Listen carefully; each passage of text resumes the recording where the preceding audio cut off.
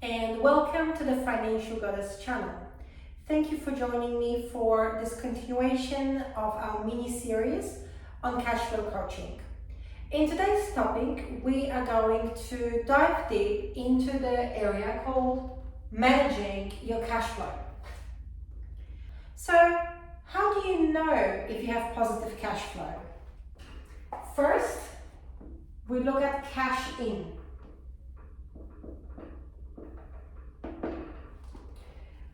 This is the money that you can expect going into your account.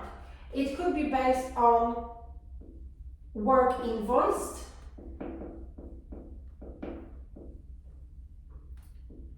if you're running a WIP or work in progress accounts, you could have a look at your work in progress accounts, including time billing.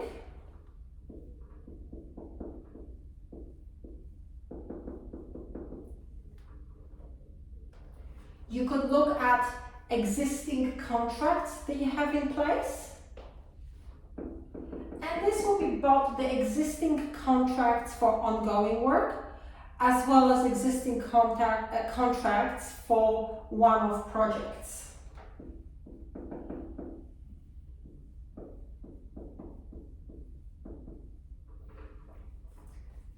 These will give you a fairly good idea of what you can expect coming in, as well as the timing.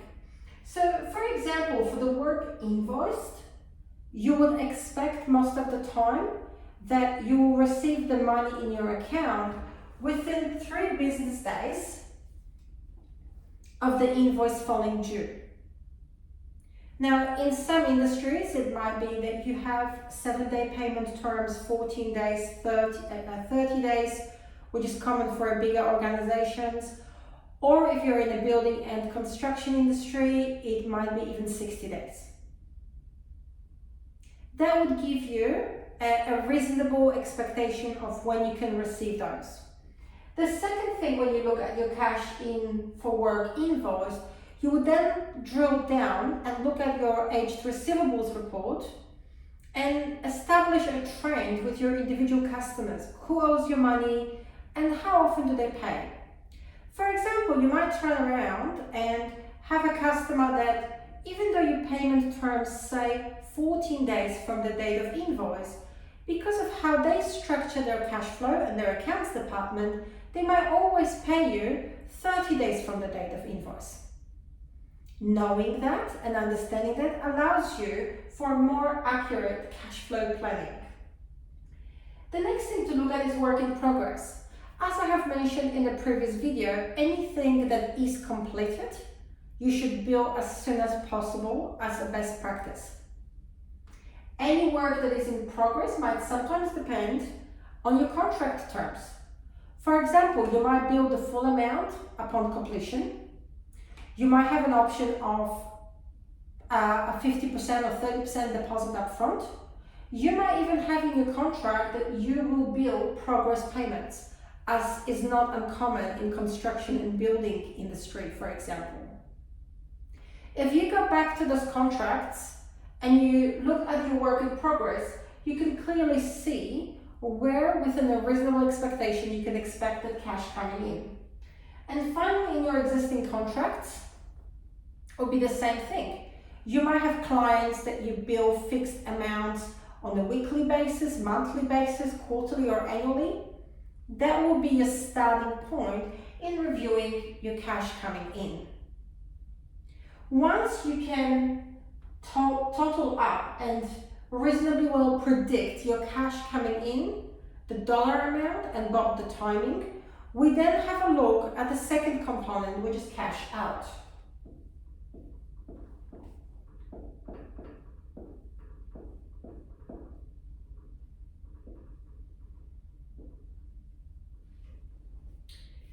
Now, with cash out, we're going to focus on the most common expenses, but of course, when you do this exercise at home or in your office, you should sit down and your starting point will be your current profit and loss statement and all your outgoing expenses. They will include things like wages, They will include things like your overhead expenses. And when we talk about wages, I'm also referring to on costs. So your superannuation, your work cover, etc.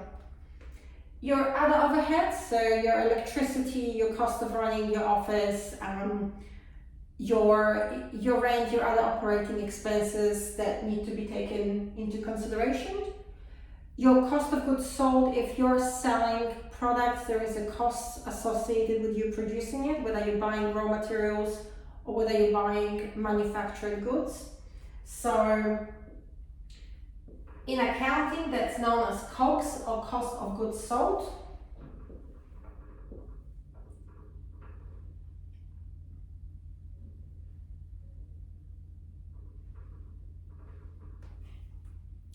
And then any other contracts that you may have in place.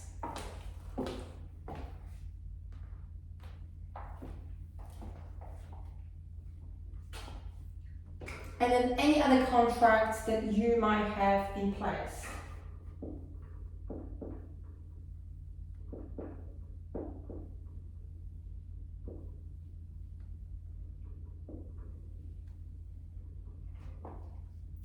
When you subtract cash out from cash in, there is 3 possible outcomes.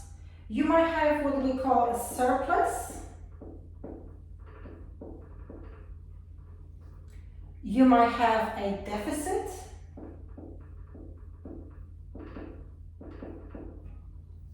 Or you might have a break even.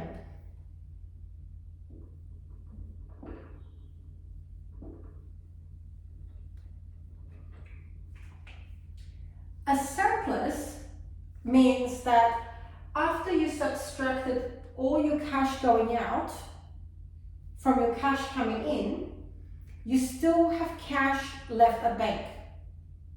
And that is the ideal position, and that is where you should be aiming for. Deficit means opposite. That means you don't have enough cash coming in to meet the cash going out. And there could be multiple reasons for it. Sometimes it can boil down to something as simple as the timing of your outgoing cash commitments versus the expected cash coming in. And the last option is break even. As the title suggests itself, it means that the amount of cash going out is exactly the same as cash going in. So whilst you have enough money to meet your ongoing expenses, you've got nothing else left in the bank. Now, in order for you to determine whether you are trading profitably, you will have to have the outcome of a surplus when you look at your cash flow. If your outcome is a surplus, then you can be rest assured that you're trading profitably. If your outcome is a deficit or break even, then that means that you are not trading profitably and it's time to do something about it. One thing that I want to draw your attention to in terms of cash going out is when we get to the point, if you're one of those business owners that ends up here, where I want you to be, at a surplus, the very first rookie mistakes that comes in, that I've mentioned in my previous videos, is that business owners often will treat that surplus as a free spending cash and automatically start upgrading their lifestyle. You might notice that what's missing from the cash out calculations is your compliance obligations that come as a result of you trading profitably. And those obligations, of course, are the income tax that you need to pay, which is based on your profits. So as long as you're trading profitably, you will have an income tax to pay. There is your GST liability,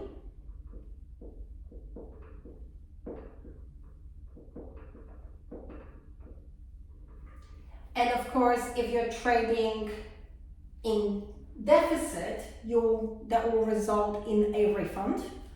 However, if you are trading profitably, you will have a GST amount that you will need to pay to the tax office for most people on a quarterly basis, or some larger businesses prefer it on a monthly basis. So as you can see, that is based on your surplus amount and is not included yet in your cash out calculations. And that's where most people get caught up. Now, one of the things that I advise my clients to do is to make sure that when you have your business bank account, you set up at least 2 business bank accounts.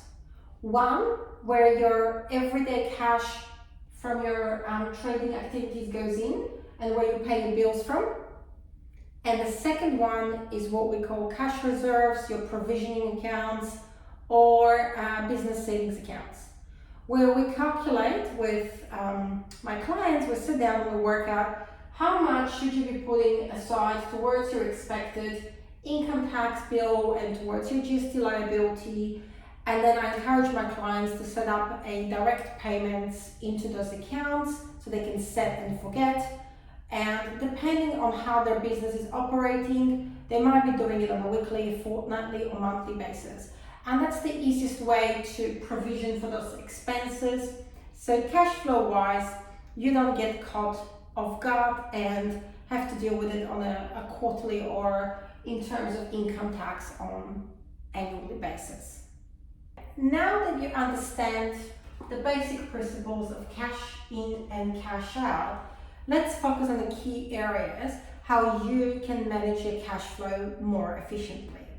So the first thing that I've mentioned before is you need to really pay close attention to the timing. So your number one is timing.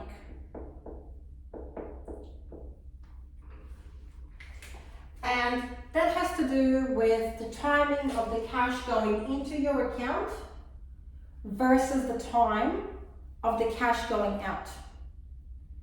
For example, if your customers only pay you every 30 days, your payment terms are every 30 days, but you've got ongoing weekly direct debits and other commitments, your cash flow is misaligned. On the other hand, maybe the situation is that your suppliers want you to pay for stock at the time that you purchase it, but your customers might not be paying you until 30 or 60 days from the date of invoice. For example, in the building and construction industry or tradesmen, often when the tradesman is working on a project, they need to go buy the materials, buy the parts they need, and go do the job.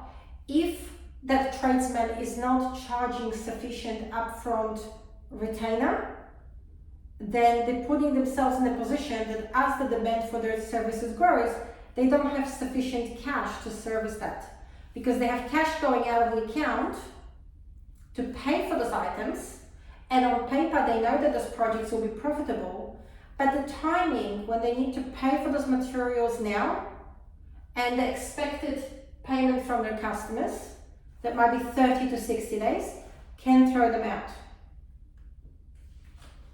So timing is very important.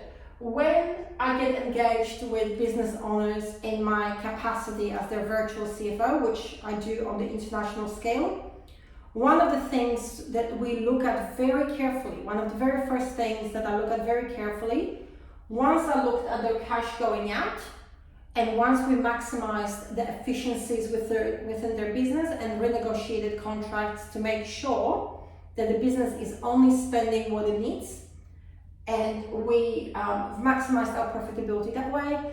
Next thing we look at is timing, and sometimes it requires going back and renegotiating with both your customers and your suppliers more favorable trading terms. Don't be afraid to do that. They don't want to lose your business. If you've been good to your suppliers, if you purchase from them, if you pay on a regular basis, as your business is growing, it also helps them to grow, so there is incentive for them to work with you. So don't be afraid to go and negotiate more favorable terms. With your customers, it depends on the situation. Sometimes it's sufficient enough for you to update the trading terms within the invoice, depending on the industry you operate in. Sometimes you need to make changes to the terms and conditions that are printed at your quotes or invoices. And if you've got existing contracts or other projects you're committed to, you might not be able to necessarily change those payment terms unless it's mutually agreed by both parties. If you're not sure whether you can or you cannot, I suggest you speak to your accountant or you speak to your lawyer, have a close look at those terms and conditions, and they'll be able to advise you whether you can make changes to these contracts or not. Now, the next thing that I've mentioned before is understanding the difference between the profits versus cash flow.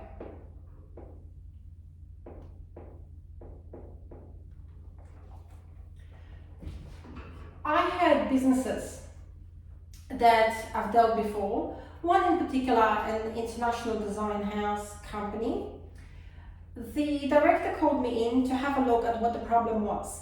Their situation was that their internal accountant was producing monthly financials, and on those monthly financials, it appeared as if that business was quite profitable.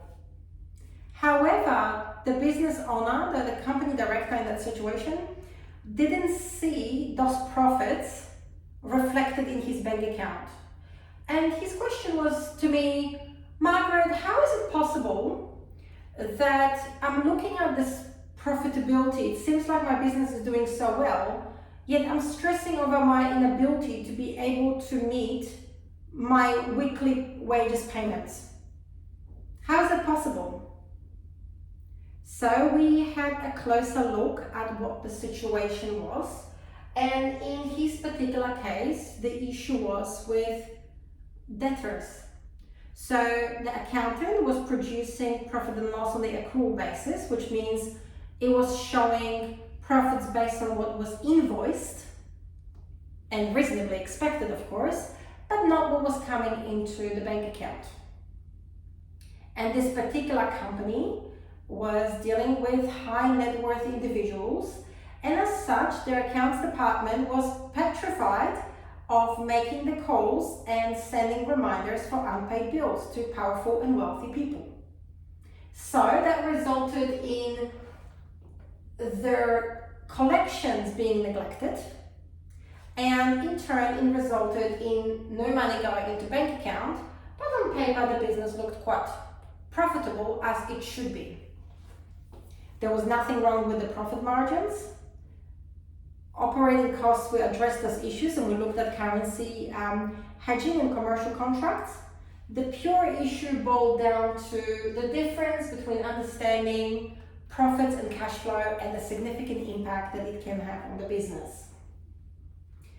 The other important thing to understand when you are understanding the difference between profits and cash flow is that profits are looking at historical data. So for example, right now, if you're getting monthly P&Ls from your accounting team, you would be looking at your performance either year to date for this financial year or for the month of August. So what you're seeing is what has already happened versus cash flow. That has to do with forecasting. That has to do with looking at the future of your business. That has to do with looking at what cash we're expecting to come in, what expenses are coming up. So when you look at the profits and you look at the expenses on those profits, what you're seeing is expenses that have already been incurred. Now, if those profits are on the cash basis, you're looking at the expenses that the money physically came out of the bank account. If they are on accrual basis, you're looking physically at what has been invoiced. So for example, things like memberships, insurances, licenses, they often come in June and you get invoiced for the next whole of financial year. If you're reporting on a cash basis, that will not be shown on your P&L unless you physically prepay that whole amount. Otherwise, only the portion that you've prepaid. If you're reporting on your accrual basis, you will see on your June P&L, you will see those results skewed and reflecting much poorer performance or much poorer profitability than in other months, because you're copying a year's worth of expenses versus the monthly expenses. When you're looking at cash flow, you are looking at your future expenses. So you might have not received the bill yet. You might be sitting now in September and looking at your cash flow, and you may know certain expenses come annually.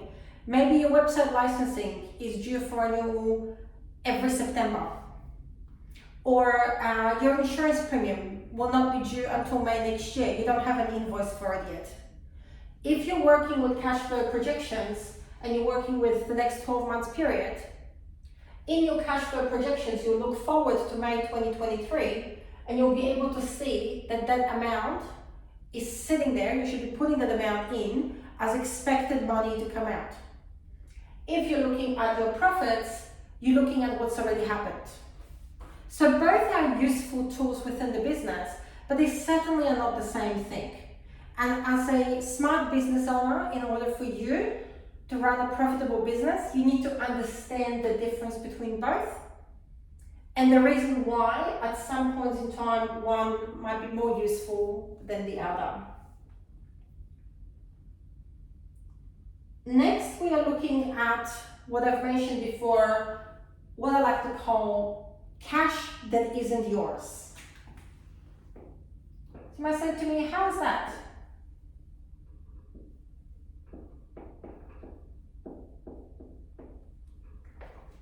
How is that, Margaret?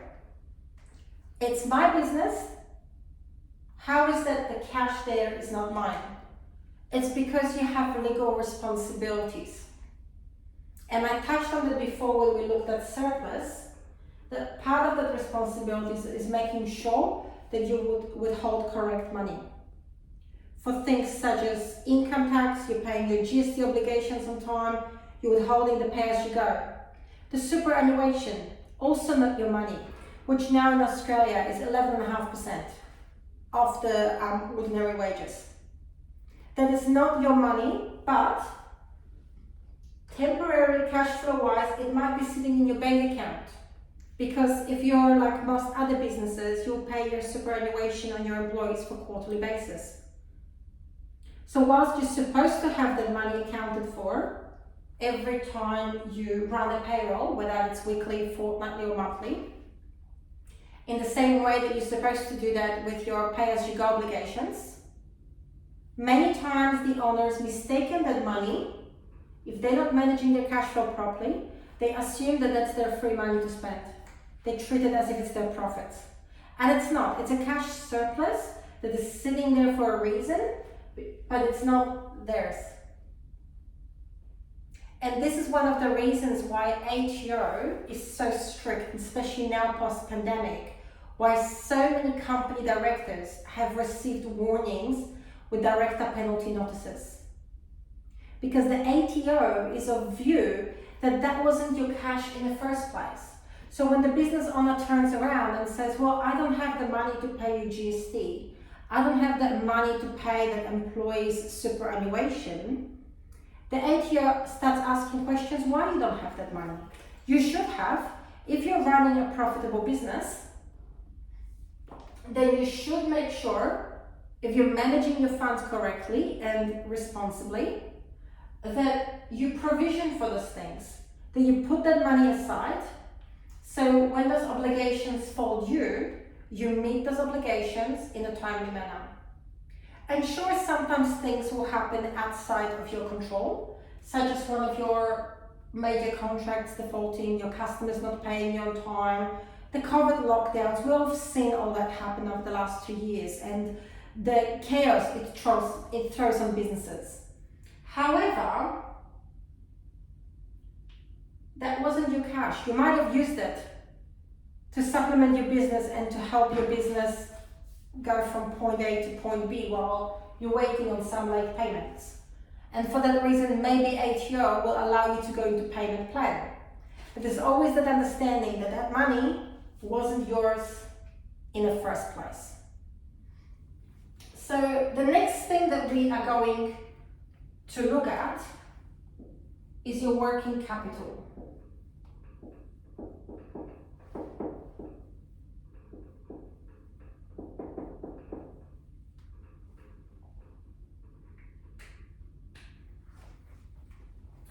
And your working capital can be as simple or as complex as you want to make it. And it depends on the line of business that you're working with.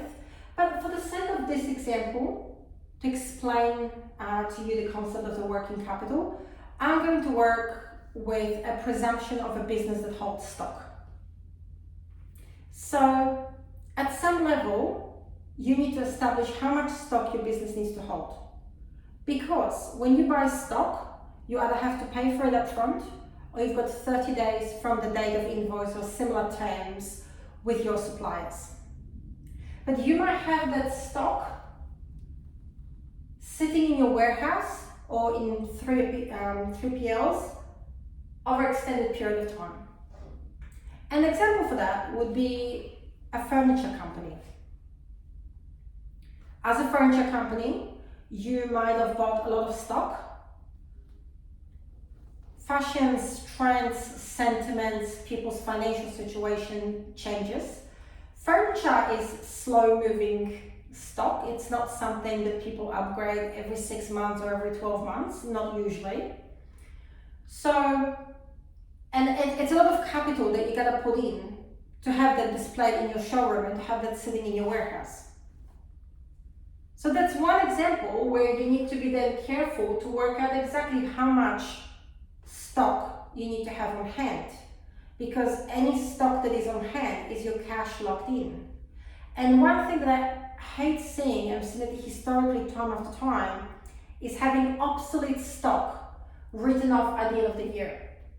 Having those goods that have been sitting there for a long time heavily discounted just to try to recover some money to get that cash flowing back into the business.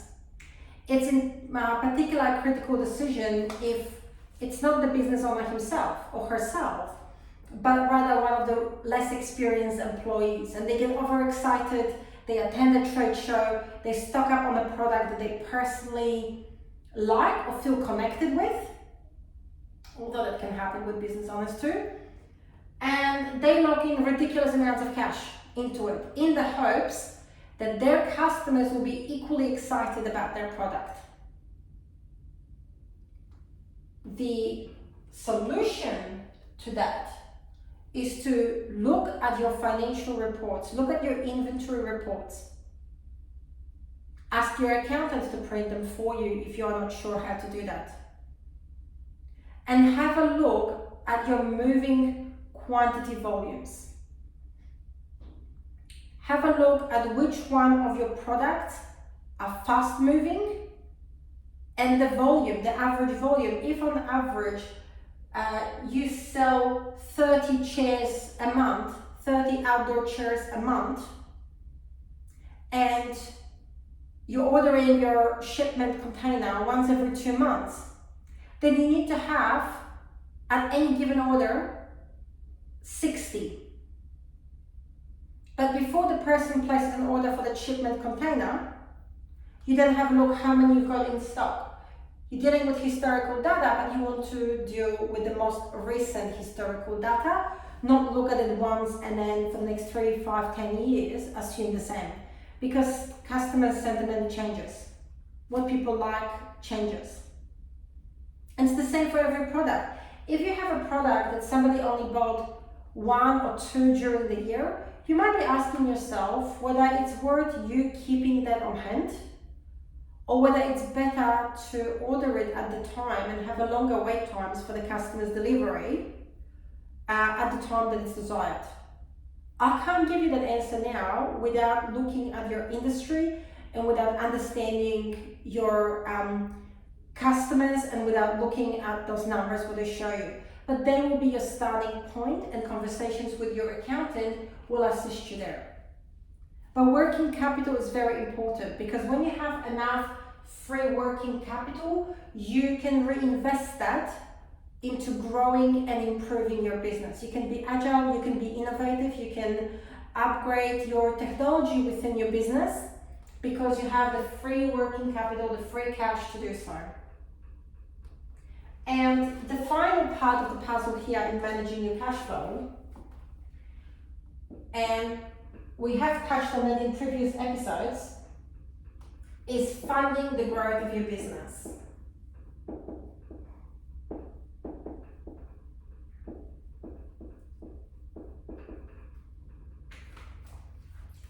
And this is very important. The answer to this will come up depending, again, on your individual circumstances.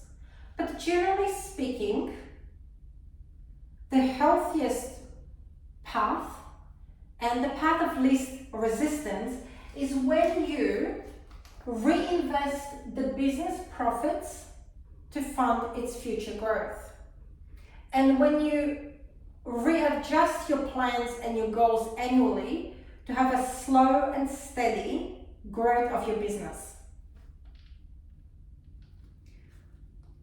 One of the common things that comes up with funding the growth of your business that successful business owners do is they do opposite of what majority of small to medium-sized business owners do. And that is that they do not take a penny out of their business until the business is profitable and until they have funded the growth of the business. I'm talking about business owners, including myself, who are prepared to make the short-term sacrifices of living on a very minimum lifestyle standards to maximize the long-term return on investment. And there is plenty of successful business owners that follow the same path. They use the absolute minimum of funds. They still work somewhere part-time or casually or do other evening jobs just to support a very basic minimum lifestyle, because they understand the long-term benefits of doing it your way. You see, when you want to grow your business fast, it is a higher risk and it requires much higher outlay. You need to hire more people, you need to move to bigger premises. Each person needs a desk, they need to have a computer. Your overheads as a result of employing more people, superannuation, insurance, workers, all that goes up exponentially. And if that's not being funded out of your profits, where's the money coming from? You have option of having private investors, and some people go to a mum and dad bank, rich spouse or another relative. Most people are not that lucky. Some people look for joint venture capitalists, they look for angel investors. And I've mentioned in my previous episodes why that may work for some businesses, but not for majority. More often than not, people put themselves in debt. They take on a second mortgage on their house, or they apply for bank loans and overdrafts. And again, depending on the type of business that you're running and the size of its operations, some of those options might be appropriate. But bear in mind that every time you take on a bank loan, every time you borrow money, there's somebody else sitting in your pocket, there's extra pressure on you to meet those repayments, and you are paying interest. In some circumstances, especially when you have opportunity to get involved in a large-scale project that could prove to be quite profitable, that might be the best option for you. I can't advise you on that. I haven't sat down and looked at your personal circumstances. But majority of the time, if you're a small to medium-sized business and you want to minimize your risk and focus on the growth, then you would want to be funding that growth from surplus cash flow. You would want to be reinvesting the profits from your business, after all that's taken into consideration, into the growth and innovation of your business. And there you have it, ladies and gentlemen. The 5 keys to managing your cash flow. Getting the timing right between the cash coming in and going out, understanding the difference between profits and cash flow, understanding the cash that is not yours and provisioning for it out of the surplus, mainly your tax liabilities and your employee liabilities, understanding your working capital needs, and in particular if you're holding stock, what those minimum stock levels are and how often you're going to be reordering. And finally, looking at funding the growth and the cost associated with that funding.